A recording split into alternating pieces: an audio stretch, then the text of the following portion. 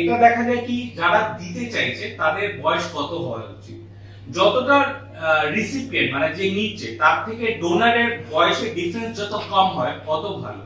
আর যতটা young donor হচ্ছে, যতটা নতুন কিডনি হচ্ছে, যতটা কম বয়স্ক কিডনি হচ্ছে, অতটা কিডনির সার্ভাইভাল বেটার হয়। এটা একটা মনে রাখতে হবে।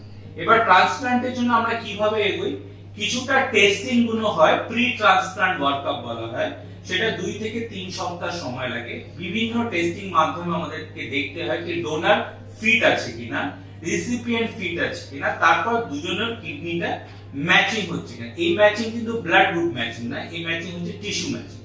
যদি টিস্যু ম্যাচিং পাস হয়ে যায়, যদি সব মেডিকেল ওয়ার্কআপটা নরমাল থাকে, তারপর ভেরিয়াস স্পেশালিটি যেমন গ্যাস্ট্রো হলো, কার্ডিওলজি হলো, লেডিসদের ক্ষেত্রে গাইনোকোলজি হলো, এই সব বিভিন্ন ডিপার্টমেন্ট যেমন যেমন ট্রান্সপ্লান্ট প্রোটোকল আছে তারা চেক আপ করে একটা পাস সার্টিফিকেট দেয় অথবা গো হেড সার্টিফিকেট দেয়।